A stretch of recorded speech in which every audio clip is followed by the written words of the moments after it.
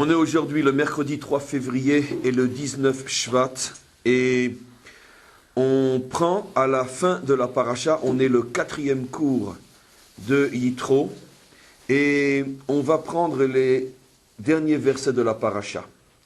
On se rappelle hier que l'on a expliqué que finalement le don de la Torah, la rencontre entre Dieu et Israël était comparé à un mariage. On a expliqué hier, on pourrait dire quelles étaient les formalités de ce mariage, mais en tous les cas, ce qui est clair, c'est que ça se présente comme un mariage. Et donc c'est ce qu'on va un petit peu approfondir aujourd'hui. Finalement, comme c'est clair que c'est une métaphore, puisque Dieu n'est pas un homme et Israël n'est pas une femme, comme il s'agit d'une métaphore, c'est-à-dire donc que les maîtres choisissent cette image pour transmettre un message. Donc quel peut être pour nous le message dans cette affirmation que l'union entre Dieu et Israël ressemble à l'union entre un homme et une femme? Quel peut être pour nous le message? Et c'est ce qu'on va essayer de comprendre aujourd'hui. Et on commence tout de suite le verset 19, 3-4 versets avant la fin de la paracha. On est après le don de la Torah et voilà ce que le texte dit. Vayomer Hashem el Moshe. Hashem dit à Moshe, Kotomar el Bene Israël. Voici ce que tu diras aux enfants d'Israël. Atem reitem, vous avez vu, ki min hashamayim dibarti imachem. Vous avez vu que lorsque je vous ai parlé, lorsque je me suis adressé à vous, je vous ai parlé du ciel. Je vous ai parlé à partir du ciel. Et le verset continue et dit, Lota asun iti Elohe kesef. Vous ne ferez pas à mes côtés des dieux en argent, Velohe za'av lota asulachem. Et vous ne vous ferez pas des dieux en or.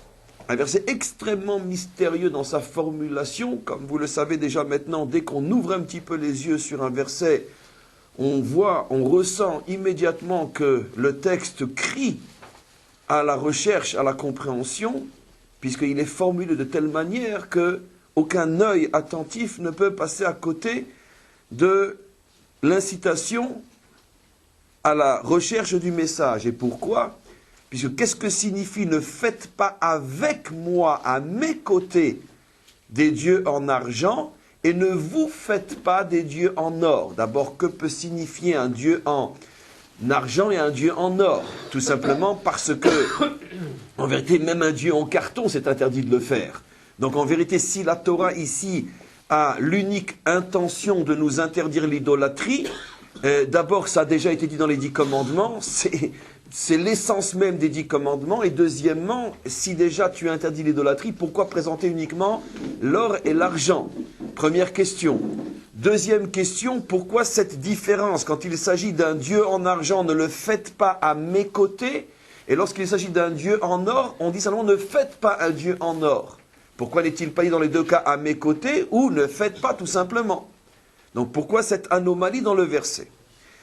Il va falloir comprendre, et encore un troisième verset, Misbeach Adama Ta'aseli, vous me ferez un lieu de culte en terre, c'est-à-dire donc l'autel sur lequel essentiellement le culte a lieu doit être en terre, ça veut dire donc, en vérité, ça veut dire, d'après la halacha, tel que c'est expliqué par les maîtres, c'est qu'il doit être donc rattaché au sol, et on ne peut pas le faire, on pourrait plus imaginer qu'on puisse l'élever ou le faire sur des poutres ou peu importe, ou le faire de telle manière qu'il n'ait pas véritablement un lien avec le sol. Non, il faut qu'il soit sur le sol, mais ça veut dire aussi, comme on va le comprendre, qu'il faut qu'il soit aussi en terre.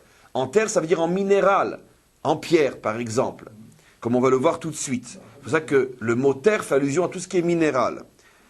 Et donc, Vezavarta alavet olotecha vet shlomecha, et tu apporteras sur lui tes sacrifices.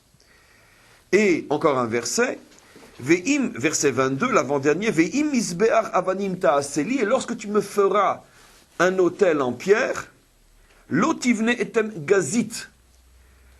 Je ne veux pas que tu les faces comme on a l'habitude de le faire, c'est-à-dire à la découpe. C'est-à-dire, c'est quoi la découpe? Ki charbeta inafta alea. Si tu mets dessus ton épée, vertachalela, elles seront profanées. Ça veut dire que c'était interdit de tailler avec le fer, ici avec l'épée, puisque c'est donc un fer tranchant, c'était interdit de tailler les pierres qui devaient être utilisées dans le temple. Alors bien sûr, vous imaginez, c'est comme si quelqu'un demandait « saute dans l'eau mais ressort sec ». C'est exactement ce que le verset demande. Fais-moi une maison en pierre, mais surtout n'utilise pas du fer tranchant pour la faire. C'est exactement ce que dit le verset. D'accord ? Donc effectivement, ça pose une question énorme pour la petite histoire, mais ce n'est pas du tout le sujet du cours. Alors comment qu'on a fait? Eh bien, le Ham Israël connaissait le secret du chamir. Il y avait un petit insecte qui existait en Eretz Israël, qui avait des capacités de ronger la pierre d'une manière absolument extraordinaire. Et donc, on faisait de la culture de cet insecte qui s'appelle le chamir. On le déposait sur la pierre, on lui traçait le parcours. Et donc il allait, et il mangeait, il rongeait la pierre, et c'est comme ça que la pierre se découpait sans qu'on ait besoin d'y mettre une épée. Alors bien sûr, dans la mesure où, s'il vous plaît, dans la mesure où il est clair que de toute façon on ne peut pas construire sans couper, pourquoi ça importe tellement au maître du monde qu'on coupe avec du fer ou qu'on coupe avec un insecte? Car de toute façon on va couper. Donc pourquoi il nous a à ce point compliqué l'existence, alors que dans le monde entier ça va beaucoup plus vite? Parce que vous imaginez déjà tous les efforts et tout le savoir-faire qu'il fallait pour pouvoir éduquer le chamir à couper les pierres selon l'ordre et la logique qu'on lui demandait. C'est un travail déjà, on pourrait dire, d'élevage énorme. Donc tout ce temps perdu, pourquoi? Alors que tu prends une épée, ça va beaucoup plus vite. Donc on voit qu'il y a ici une intention profonde de faire comprendre à Israël qu'il n'est pas question d'utiliser du fer tranchant pour construire la maison de Dieu. On va commencer à expliquer. Alors d'abord, je vais vous montrer une très grosse anomalie, si j'ose dire, qui appelle immédiatement au message. Et c'est, je reprends le verset 19. Vayomer Hashem el Moshe kotomar el bene Israël. Ainsi tu parleras aux enfants d'Israël. Or, nous savons, c'est un klal fondamental, un principe fondamental dans la Torah, et d'autant plus fort qu'il est dans cette paracha elle-même, comme je vais le prouver, que l'expression dans la Torah « kotomar », c'est quand on s'adresse à un public féminin. Comme c'est dit explicitement dans cette paracha un peu plus haut, on va le voir ensemble. Et quand on s'adresse à un public masculin, l'expression est « les agid »,« tagid ». Pourquoi?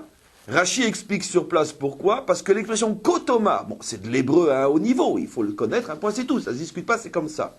Mais kotomar signifie un langage, on pourrait dire avec douceur, avec tendresse, comme on s'adresse quand on donne un ordre à un public féminin. Le derech eres, le savoir-vivre, veut qu'on s'adresse, malgré tout avec une certaine douceur. Par contre, lorsqu'on s'adresse, lorsqu'on donne un ordre à un public masculin, c'est exactement le contraire. On doit faire preuve d'autorité et de force. Et en hébreu, pour faire la nuance entre un ordre donné avec une certaine douceur et un ordre donné avec une grande rigueur, il y a une expression appropriée. L'ordre doux se dit kotomar et l'ordre rigoureux se dit taged. D'accord? Léagid. Parce que la racine c'est le mot guide qui veut dire un air.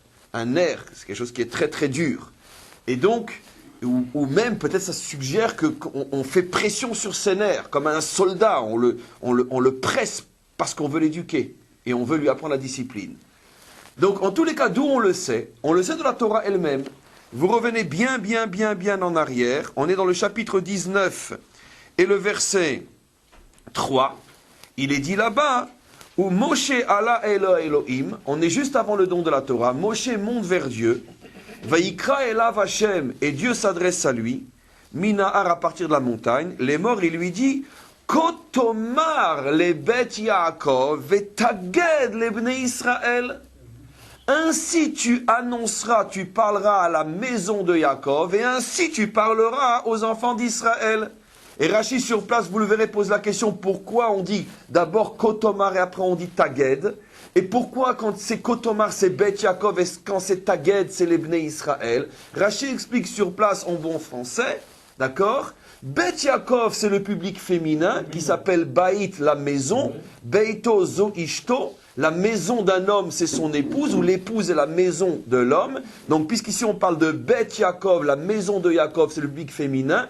C'est pour ça que Moshe doit leur parler avec une certaine douceur, Kotomar. Par contre, Bnei Israël, les enfants, les garçons d'Israël.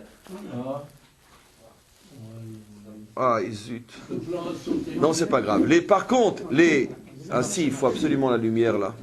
Remettez le... Pour le son, ça marche. Alors, enlevez-la tout de suite.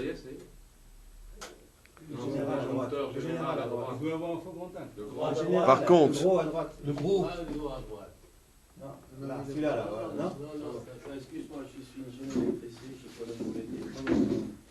Ah, d'accord, non. C'est extérieur. Peut-être une panne générale. Non. Ah, court-circuit. Court-circuit. Ça fait boum. Il a brûlé là. S'il y a un truc qui a sauté, ça veut dire ici, c'est pas le. Dans le troisième truc de la prise générale, ça fait ça. C'est pas la minuterie? Peut-être. Il y a un faux contact. Mais là, tournez la minuterie. Est-ce qu'il y a d'autres. Non, j'ai mis dans une.